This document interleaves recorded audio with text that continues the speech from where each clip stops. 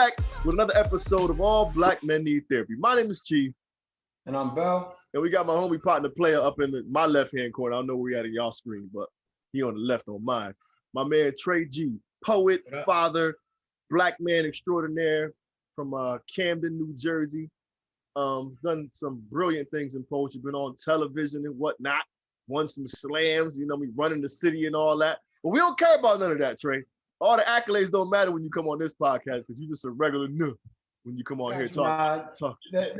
They do though. Don't let them tell you that. No, they do. They matter. But right now, we talking as men. So your accolades out the window. Okay, how many Super Bowl rings you got, cuz? I ain't got nothing, bro. I got this Super Bowl ring right here. that's the ring. championship. I'm trying to get one of them. That's the only one you need. That's it. Oh. That locked the whole game down right there. After that, you retired. Look who showed up. I was just about to say, Prentice, the homie Prentice gonna be late because he's taking care of daddy duties, you know what I'm saying? But he popped up right on time.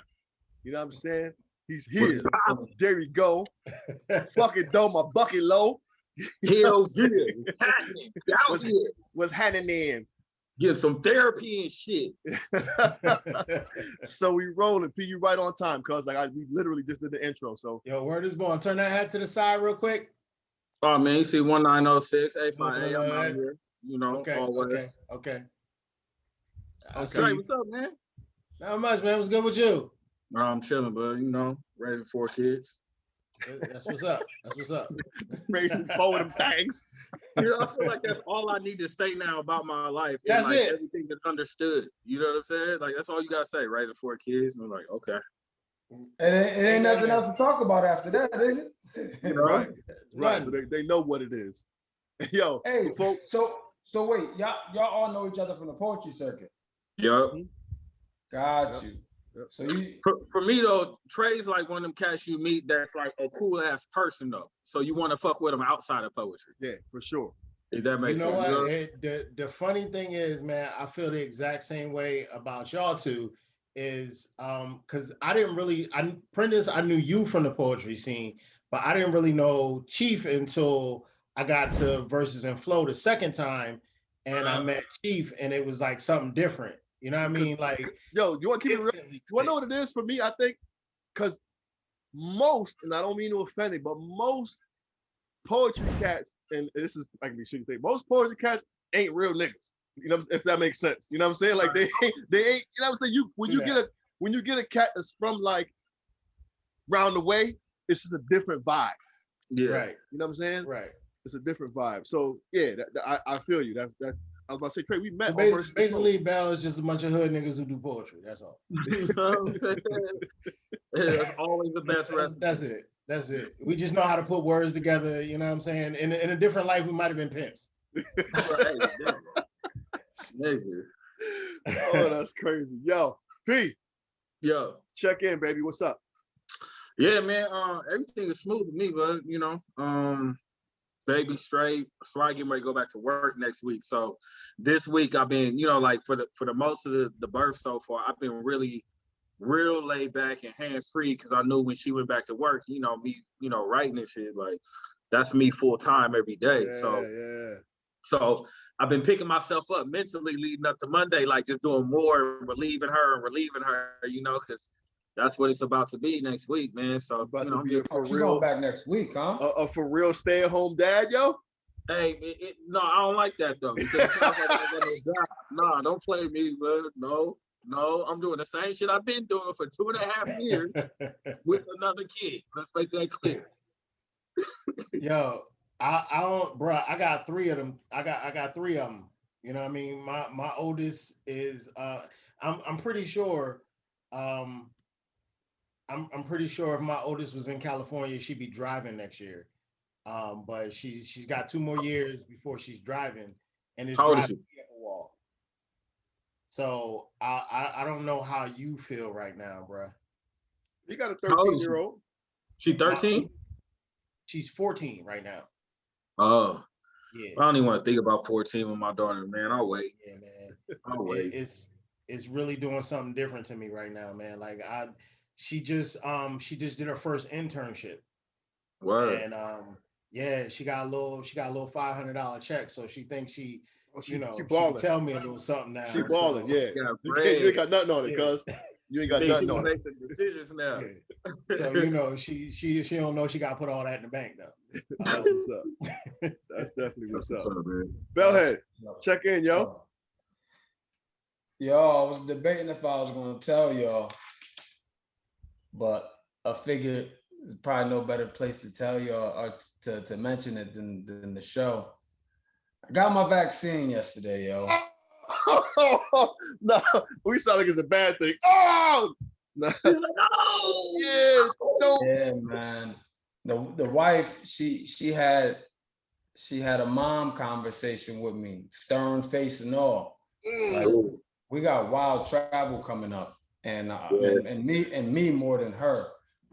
And she was just basically like, "Yo, like, what is we doing?"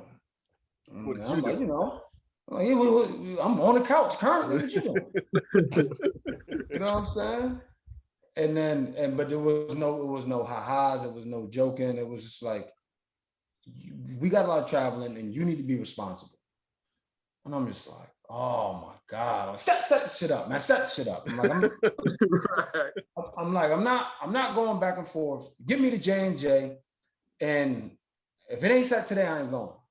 Nigga, I was back home on the couch within an hour and a half, fully vaccinated from that conversation.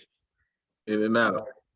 She got me in and out. And then today, again, I got the J&J, so that's just a one shot joint. One hit a quitter. Yeah. Yeah, because I knew I wasn't going back.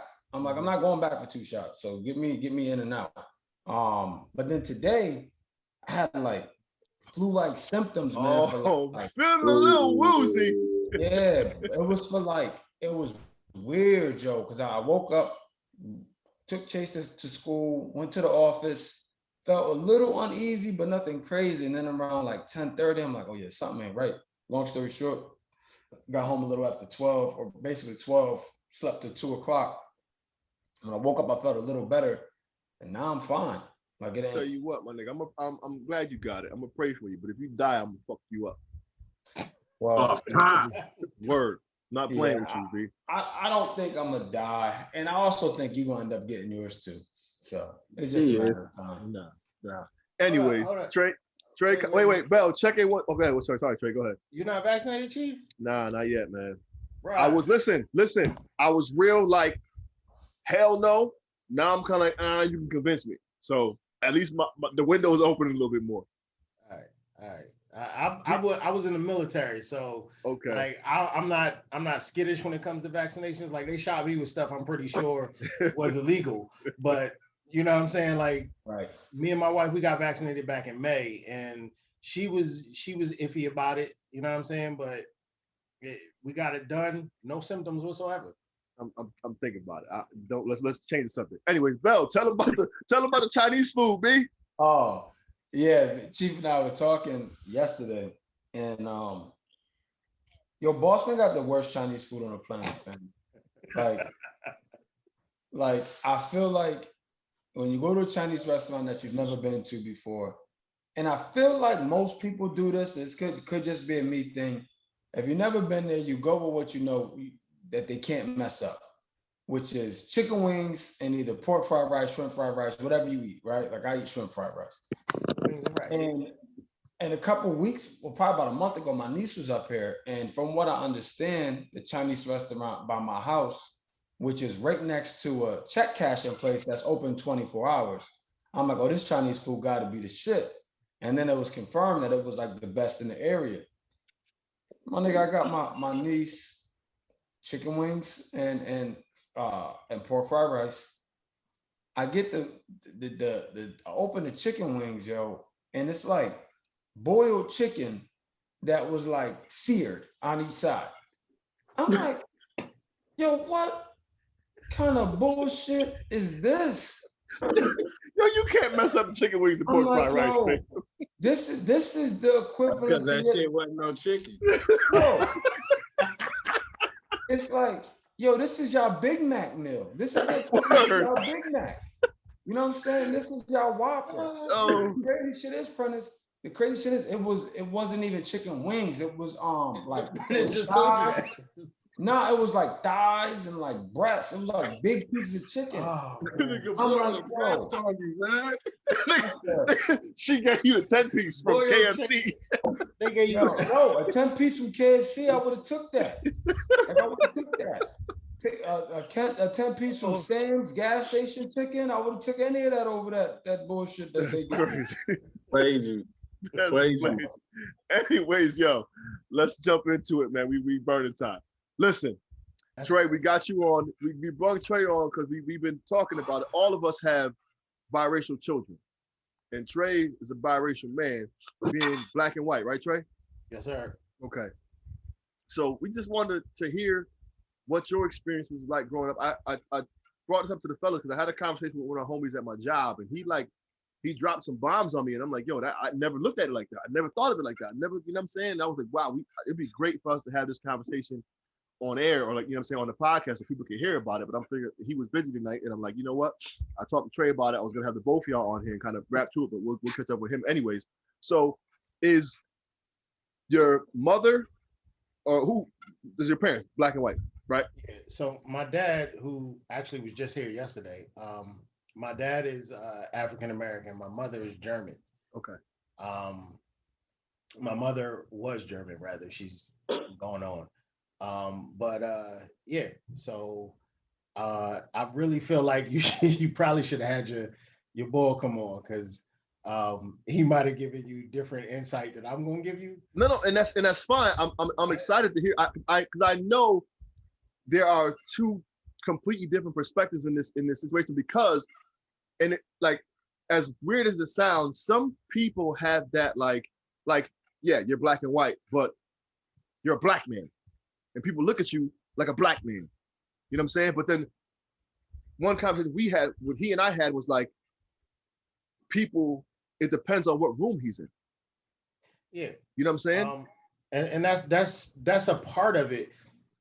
It's just it's a very different thing when you grew up.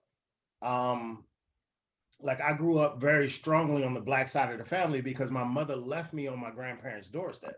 Okay. You know what I'm saying? Wow. So it's one of those type of things. Mm-hmm. My Now wait, brother, Tre, just for clarity, she left you on your maternal grandmother's doorstep? Yes. My father's mother and father. Like my grandparents were married. Yeah, paternal side. Okay. Yeah. So my dad's parents were married for almost like 40 some years. You know what I mean? So they were very stable, very prominent black folk in the community. And my mom knew that.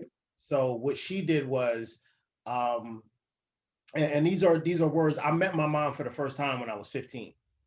You know what I'm saying? So it wasn't like I grew up on that side of the family. Like my mother's father didn't want to meet me because I was black.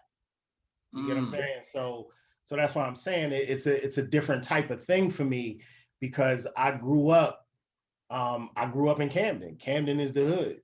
You know what I mean? Like, and so I do understand the white side of things, because I have a little brother who's also mixed race, who his family is very close with me, but most of them grew up, they're white folk who grew up around black folk. You get what I'm saying? So you get that. And so it's a little different for me. Okay. Now, one thing my man Kyle spells it Kiel, which I thought was pretty cool. But one thing he mentioned to me was when he goes to, like, you know, let's say the white side of the family, he's either not white enough or too black. But one thing he said was when he goes to the black side of the family, they always make it a point to identify him as the light-skinned one or as the white one. And I'm like, you know, it's crazy, because we often do, you know, make these light-skinned jokes at the cookout or whatever, and not even realizing the psychological effects it may have on the individual. Is that something you've experienced where, like, you go to, you know, you raised on the black side, do you get the light-skinned jokes often, or like, do people play on, you know, you not being black enough or fully black? Yeah. So I think this is where me and Prentice really identify.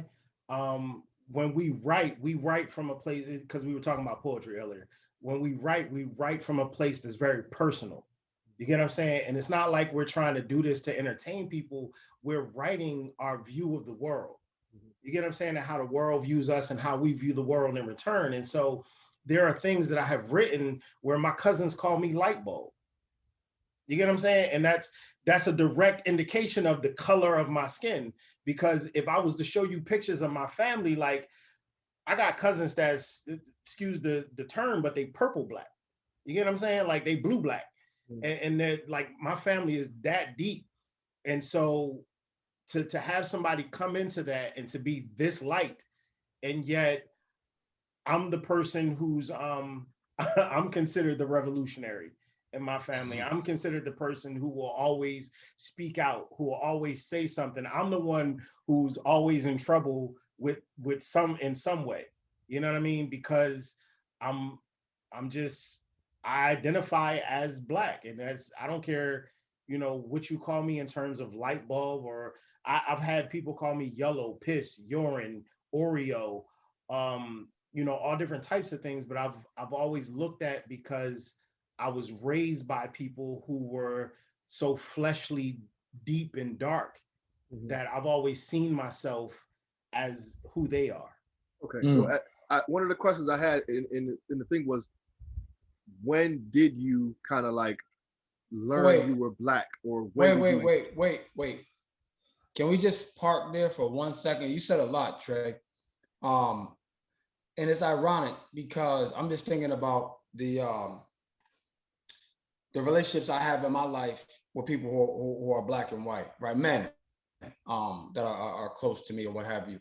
And again, I'm not saying all mixed kids are like this, but the one common denominator is you guys in your own right are rebels in a way. And I guess, because you mentioned being a revolutionary, you mentioned being in trouble. So I guess my question is, conscious or subconsciously, did you feel you needed to overcompensate because you weren't all black, or how did you come to that? Like, how did you get to that point? In addition to that, did you feel that way, but do others feel that way? Like, because you're so light, he's trying to like overcompensate. You know what I'm saying? Do you feel and do others feel it, basically? Yeah. I'm gonna answer both of y'all questions, but Mike, your question is funny because somebody told me I was too light to lead a revolution. Damn. Did they ever see Huey Newton?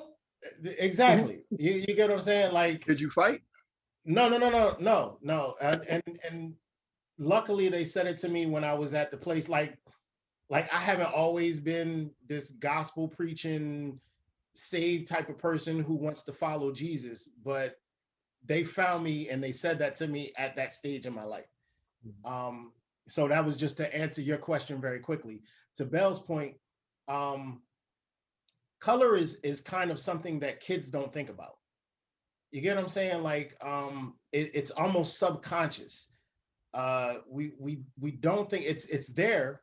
You know, white Barbie dolls and white Ken dolls and things like, and we watch cartoons. My kids, when they were little, you know, my daughter, blonde haired, blue eyed, you know, dolls were her thing because that's what she saw on TV.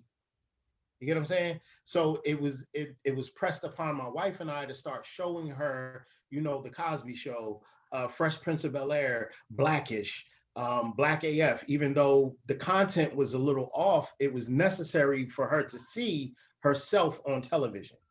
You get what I'm saying? And my daughter is in some ways lighter than me. I'm a little tan now because I've been out in the sun. But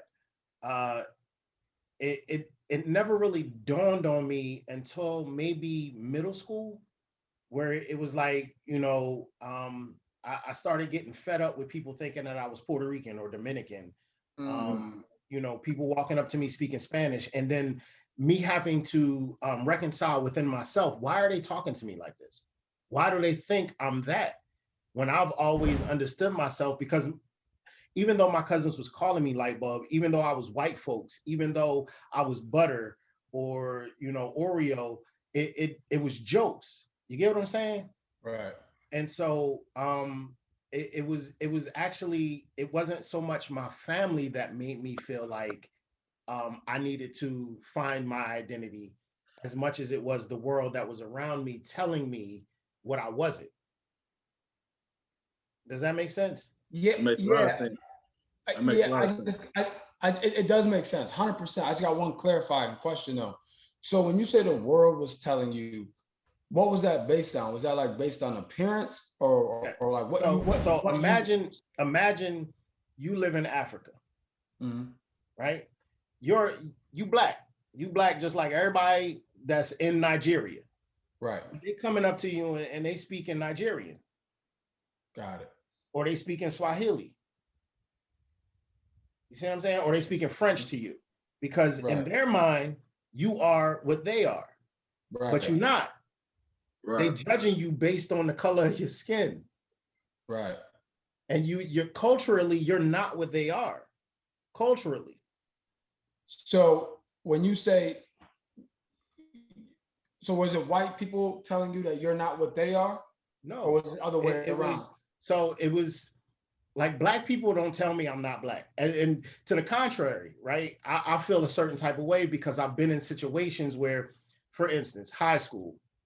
Me, my best friend, I call him my brother, so I'll be referring to him hereafter as my brother. So me, my brother, a few friends that we got from high school, we're in a car. So it's 4 black kids in a car.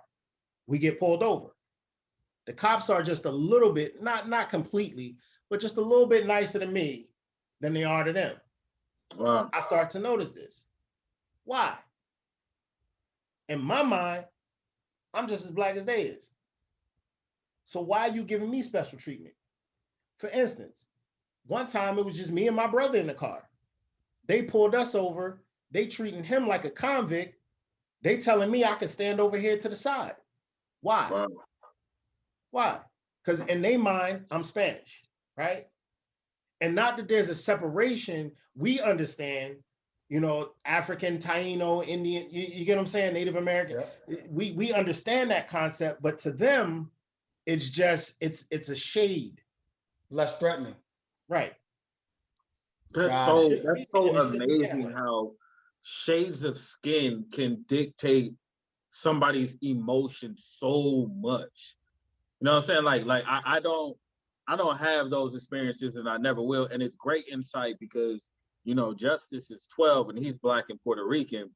But one thing that's interesting that you commented on with the whole light bulb thing, and that I had it dead as soon as he got here last month, was he was coming back with the light skin jokes. Like, yeah, the light skin, and he's really confident about himself already. You know what I mean? So he was doing this light skin thing, and I know he hears it from his mom, but his mother's Puerto Rican. You know what I mean? So she doesn't come from the same background that I do. So her knowledge of colorism within our culture is not, it's not there.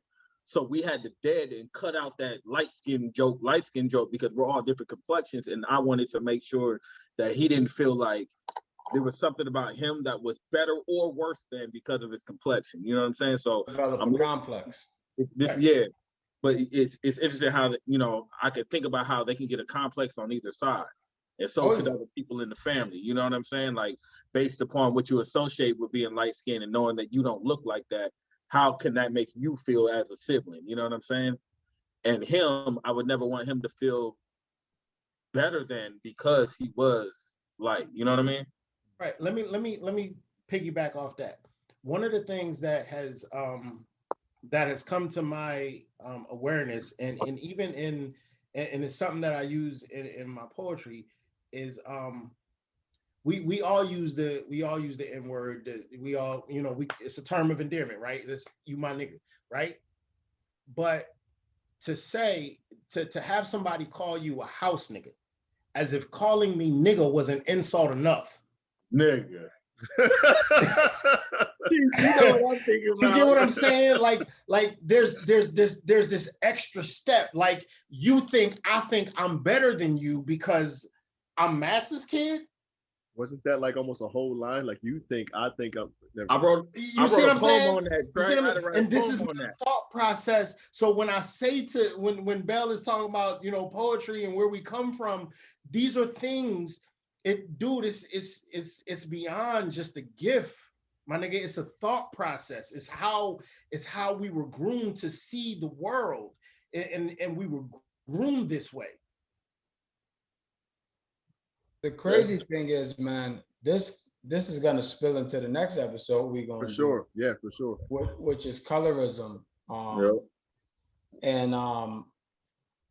And this topic, man, because I'm obviously light skinned too, right? And I get it, and I just feel like there's so much to unpack here, man. Like I don't even know if this episode will get to. I know Chief has a bunch of questions, but it's just in short, these feelings, these emotions, this sentiment, it runs really deep. You know what I mean? And Trey, fortunately, unfortunately, however you want to look at it, you've only had to deal with it from a family perspective from one side, being that you're saying that your mom's side of the family didn't really want anything to do with you. So I can only imagine the dynamic on the opposite side, you know, from a family perspective. Obviously, you've encountered white people, but I'm saying from like your blood, you know what I mean? So one of the, that's what I want to run this back with Kyle, yo, because it's just you breaking up, Bell.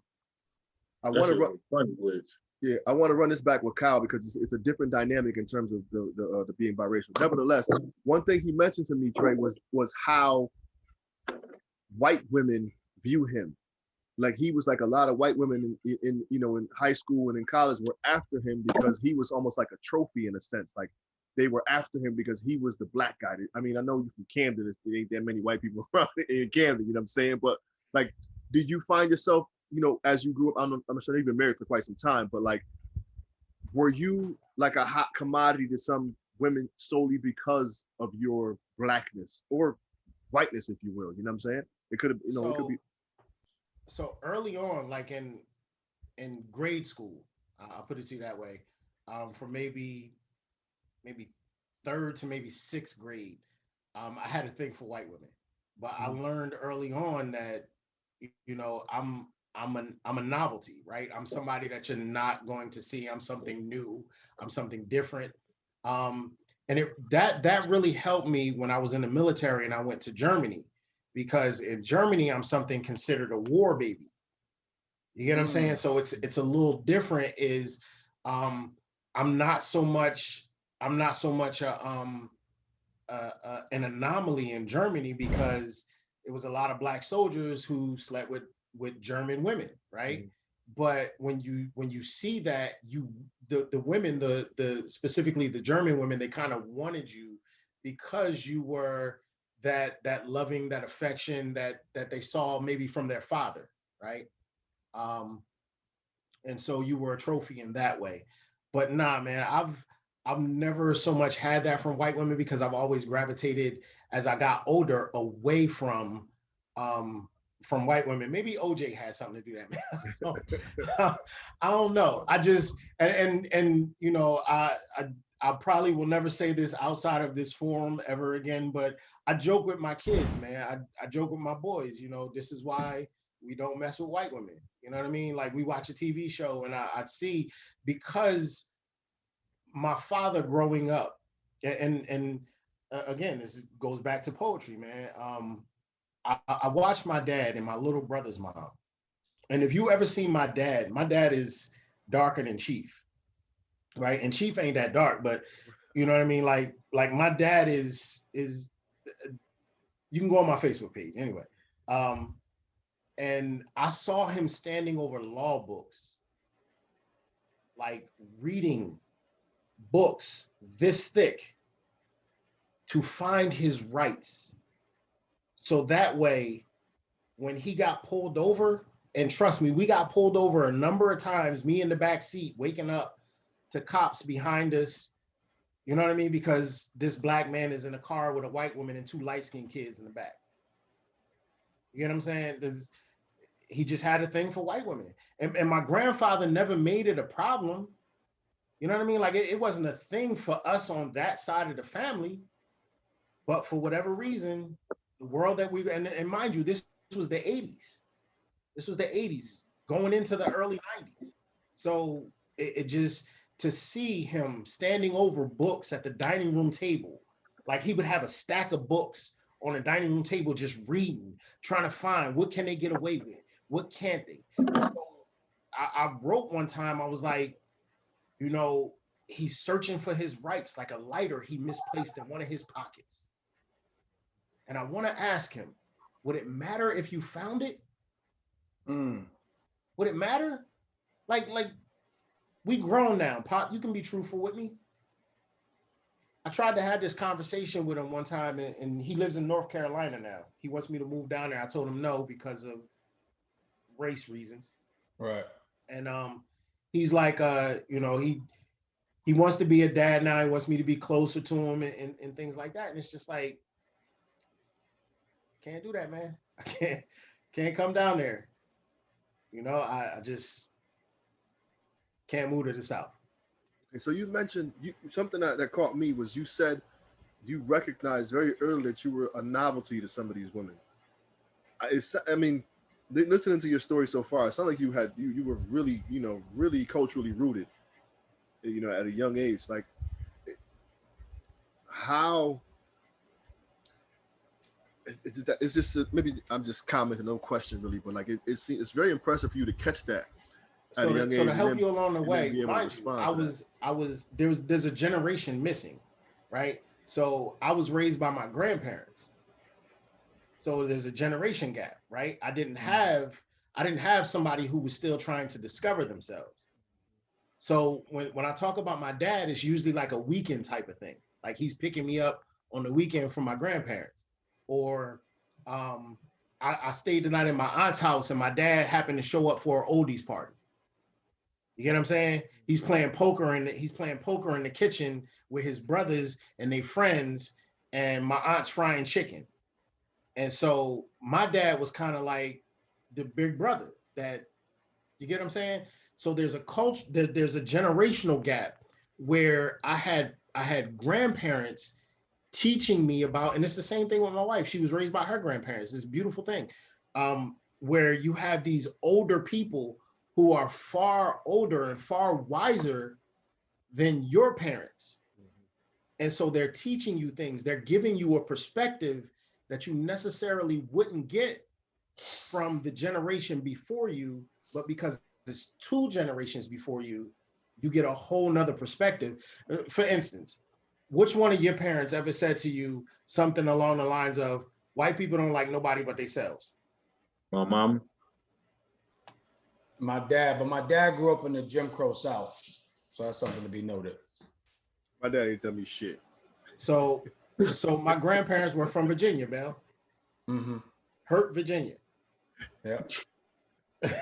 You see what I'm saying? Like to my dad ain't tell me. Yeah, niggas, hey, we still got some work to do. We got some work to do. I'm sorry, Mike. I'm so sorry. I felt him so hard. I was just trying to let you talk, but I felt him so hard. Like when he said that, it made me think about mine. He be like, "Yeah, fuck that nigga, man."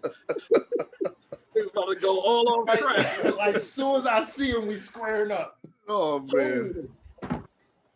No, but you know what's interesting. You know what's interesting, man, and not to kind of derail the conversation, but it's interesting because I think, Tre, I think you're right, man. I think you got a unique perspective, right? However, I also think there potentially, and I don't know your grandparents, I'm just saying that generation, potentially there were some gaps too, right? Like in terms of transcending with times, right? And maybe your grandparents were ahead of their time and they transcended with the times.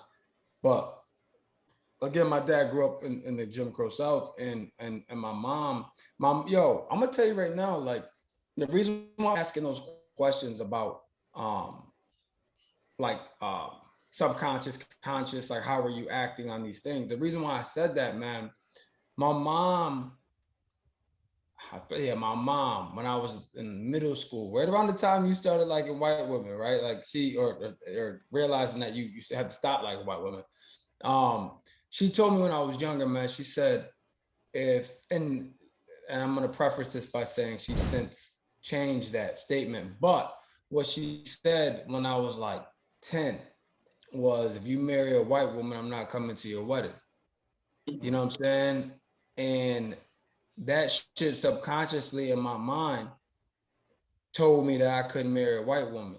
Now in college, my girlfriend was white, but in the back of my mind, and I had this conversation with my girlfriend at the time. At the time, I was like, this is only going to be a college relationship because my mom told me that I can't marry no white woman.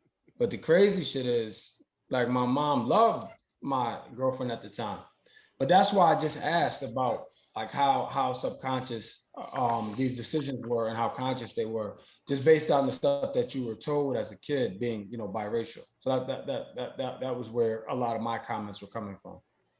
Like I'll be real with you, man. The closest I got to marrying a white woman was I married this real like white looking Puerto Rican girl when I was in the military. And that didn't work out. Yo, she was crazy as a drunk bed bug. But Damn.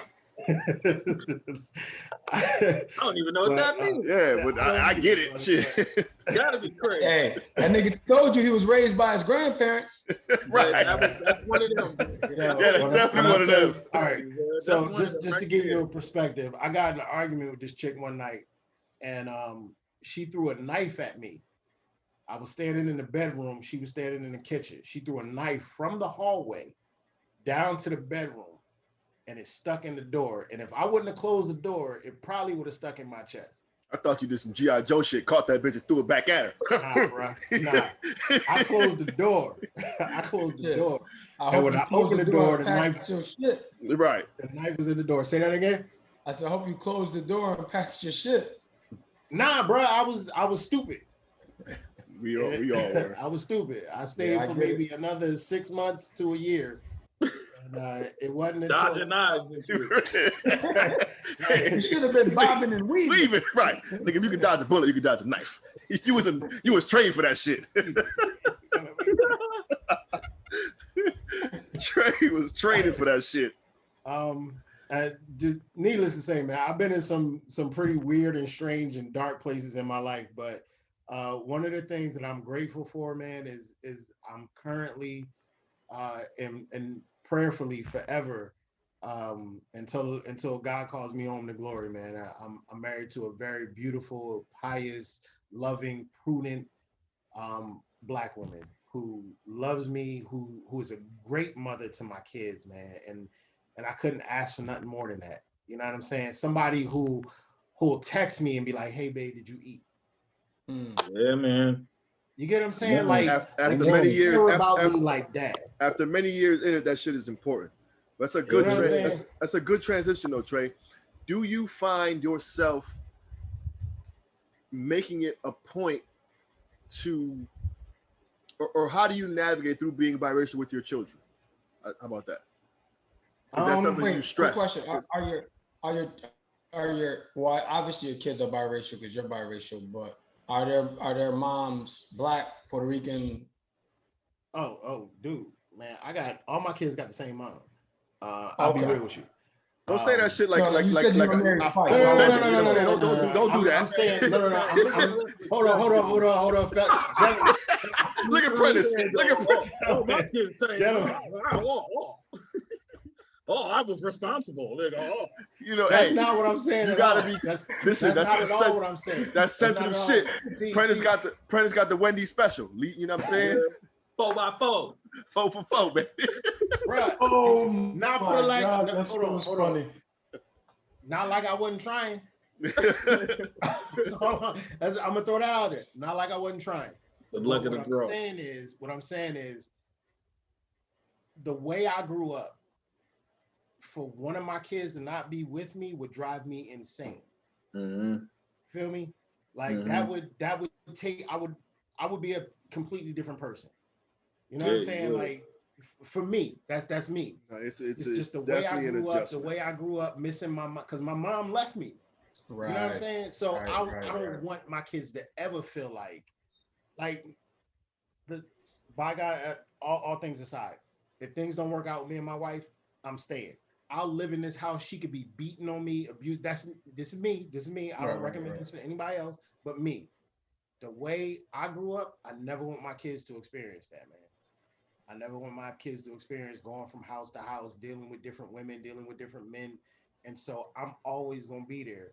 And so for me, all of my kids, when I say that, I say it as something as something for me. It's not to degrade or shame anybody. I understand circumstances, not like I didn't try to have and get certain women pregnant. It just didn't work out that way. So it wasn't for a lack of trying. Right. I was practicing my ass off. Right. You know what I'm saying? Like I was out there, it just didn't work out that way. So wasn't you a sharpshooter? How you missing?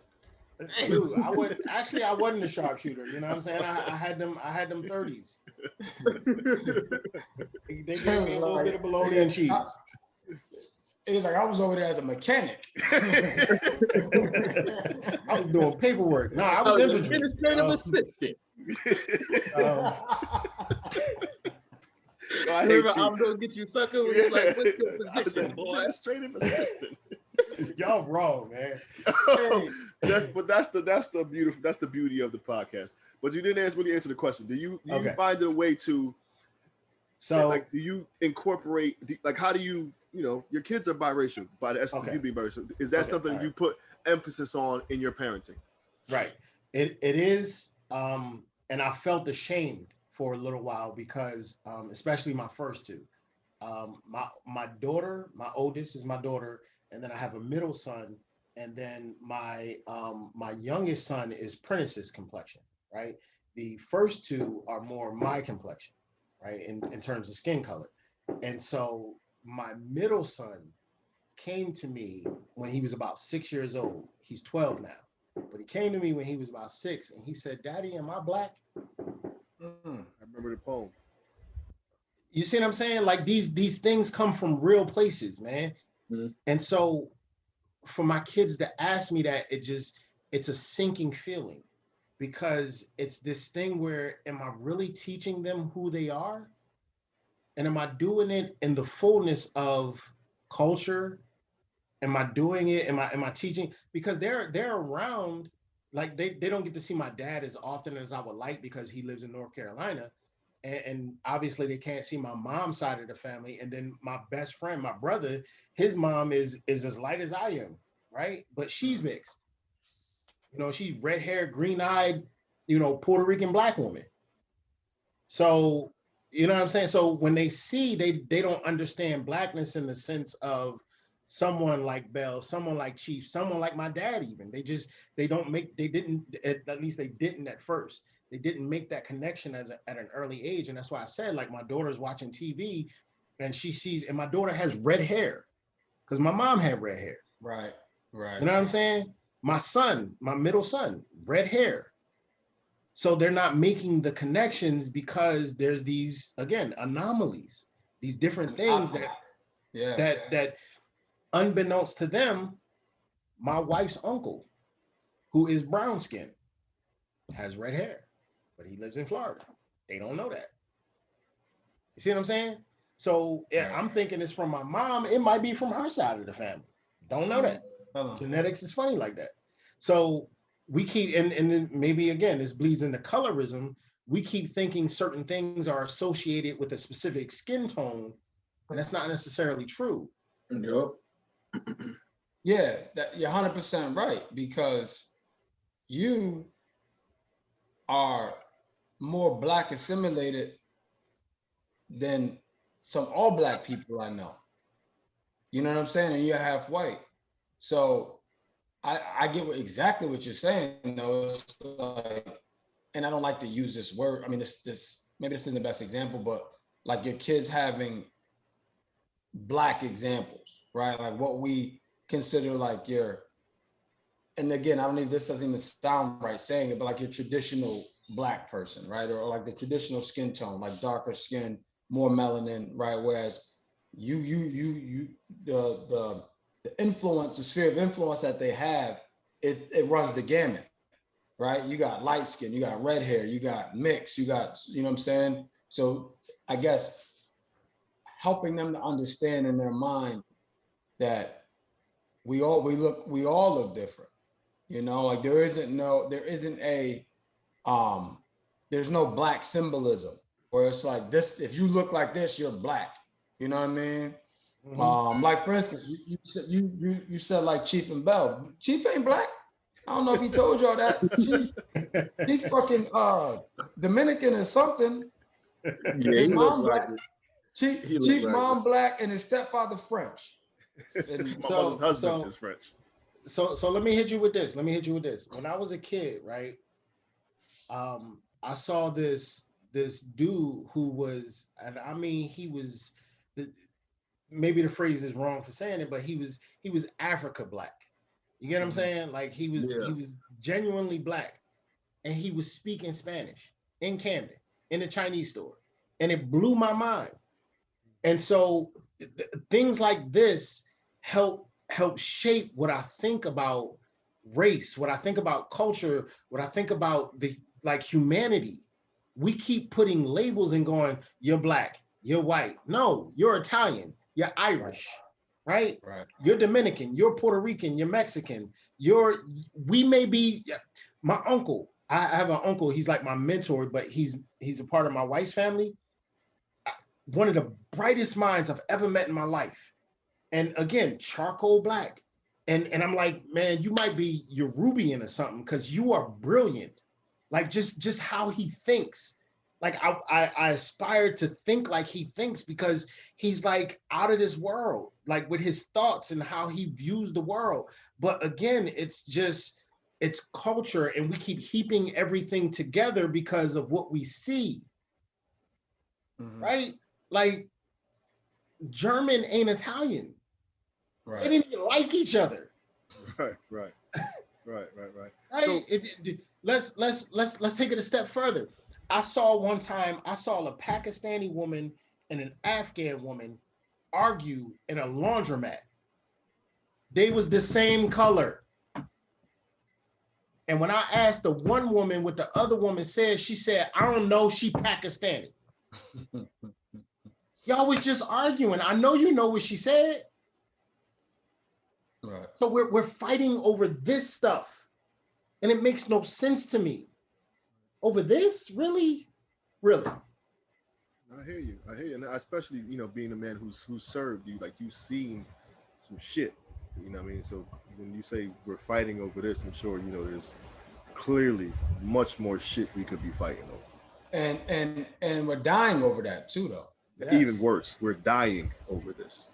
Yes. So I mean, we got to start winding this down. Tre, lastly, for parents raising biracial children, regardless of what the nature of the races are, your tidbits and tips of advice for parents raising biracial children. For me, man, I identify as Black. I was raised by Black folk, by Black people. Some of the and not to drag this into that, but at the same time, it's just a part of who I am. Most of the people who have ever done me wrong in my life have been white women. I was abused growing up by my little brother's mom, and so that plays a role in how I think. So I would say, keep your kids close, man. Teach them everything that you can about how you grew up, about your heritage. I often tell my kids, and I think that this goes not just for Black or for white, but for just kids, period, in the age that we live in. One of the things I tell my kids is always be aware of your surroundings. Know what's going on. Listen. Pay attention to the conversation. But when you in public spaces, hear what's going on, right? Know where the exits are. And this is to your point. We're dying because of things we don't know. because of things we don't think about in the moment.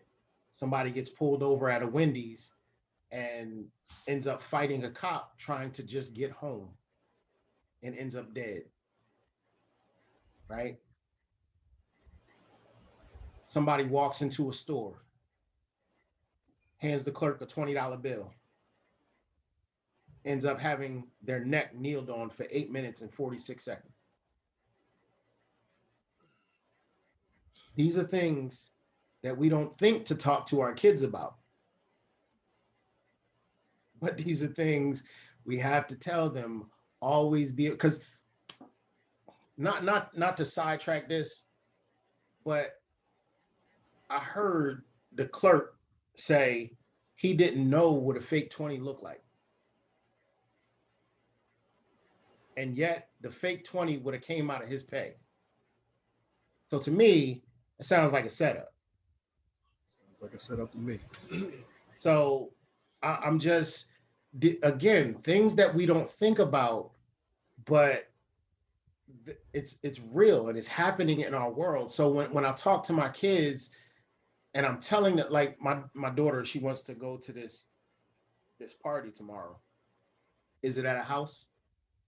How many people are going to be at the house? Is it in Trenton? Nah, you can't go. Okay. Is it outdoors? You don't know. Okay. No, you can't go. I don't know them people. They don't know me.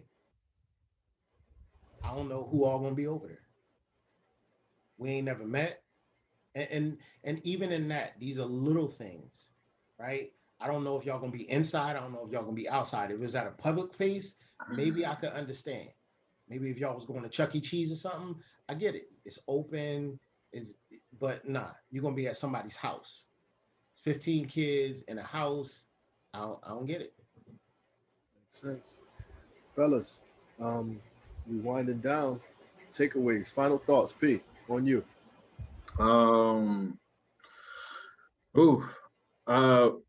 I would say as parents, just try to have conversations like these.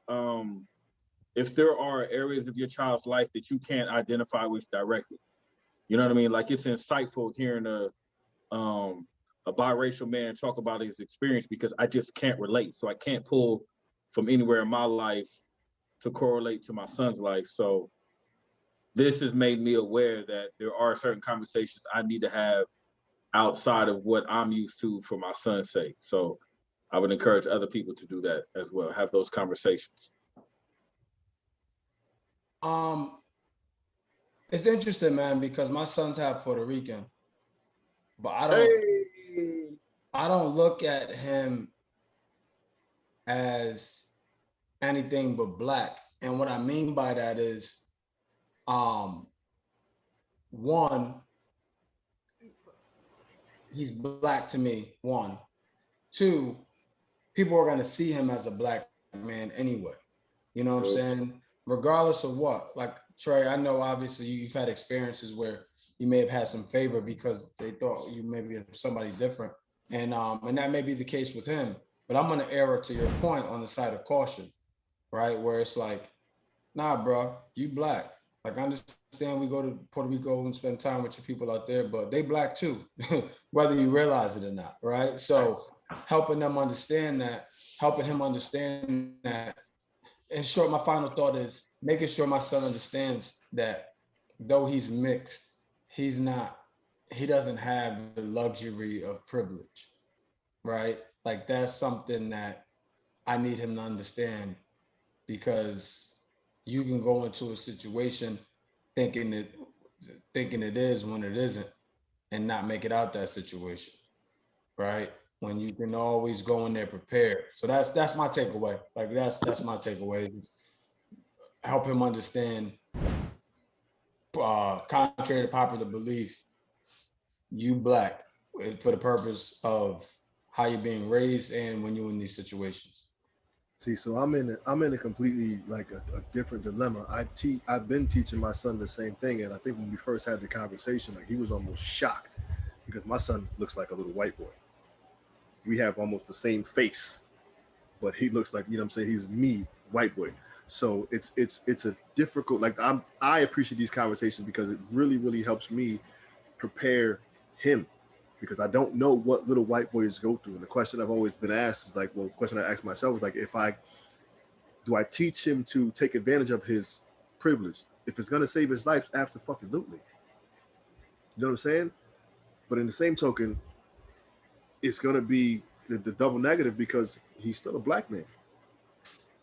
You know what I'm saying? So that's something I struggle with. But one thing I wanted to touch on as my final thought was just, I think we as black men do a lot more tearing down of other black men because of this, and we need to be better at accepting us all, because regardless of how light or how dark, you know, we're still the same thing. Like, you know what I'm saying? Trey got a little bit of preferential treatment when he got pulled over, but at the end of the day, if he was by himself, still nigga. You still a nigga. You know what I'm saying? You might have got, because you're with them and you were able to separate your hue from them, you got a little better treatment. But had you been by yourself, you know what I mean? Not to that point. Now, I was the one who got locked up though, because I was.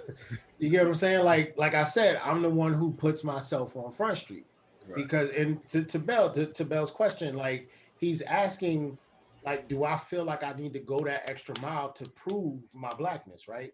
And so sometimes I do. Sometimes you do feel that, but all in all, I see the unfair treatment. And so if I got to be that sacrificial lamb, so be it. So I was the one who took the hit on that in particular charge, even though I wasn't the one with whatever was in the car. No doubt. Well, my people, I hope, you know, you were able to pull something from this conversation. I know I did. I believe the fellas did, and it's great to have. We're going to tap into the colorism conversation as our next podcast episode, which I'm excited to do, because Bella and I had a conversation about it. We'll get into that on the episode. Nevertheless, man, we appreciate y'all for tuning in. Do us all a favor, per usual. Hug a black man today. Do it. And tomorrow. Do it. We out, y'all. Love y'all, man. Love you too, baby. Peace, man. Yeah.